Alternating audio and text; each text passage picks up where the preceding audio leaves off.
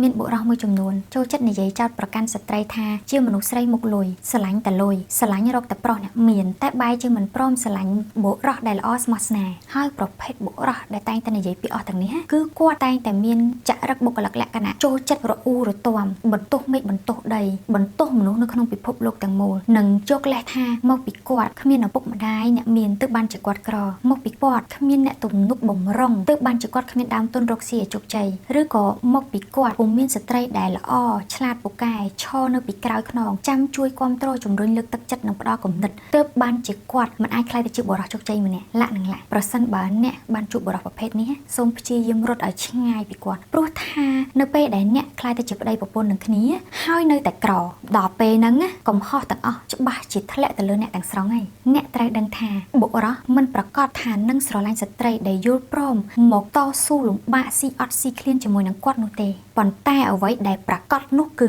បុរសគាត់នឹងមិនអនុញ្ញាតឲ្យស្ត្រីដែលគាត់ស្រឡាញ់មកទ្រាំលំបាកវេទនាស៊ីអត់ស៊ីឃ្លានជាមួយនឹងគាត់ជាដាច់ខាតអាស្រ័យដូចហេតុនេះហើយបុរសល្អគាត់ច្បាស់ជានឹងមិននិយាយពាក្យសម្ដីប្រមាថមាក់ងាយទៅលើស្ត្រីឬមួយក៏និយាយចោទប្រកាន់ថាស្ត្រីជាមនុស្សដែលស្រឡាញ់លុយមុខលុយលាក់នឹងលាក់ផ្ទុយមកវិញគាត់ច្បាស់ជាព្យាយាមកែប្រែអភិវឌ្ឍខ្លួនសិក្សារៀនសូត្របន្ថែមនៅចំណេះដឹងព្យាយាមខិតខំធ្វើការរកស៊ីដើម្បីផ្ដល់ឲ្យអ្នកនិងអនាគតកូនរបស់អ្នកនៅស្ថានភាពជីវភាពគ្រួសារដ៏ល្អប្រសើរមួយ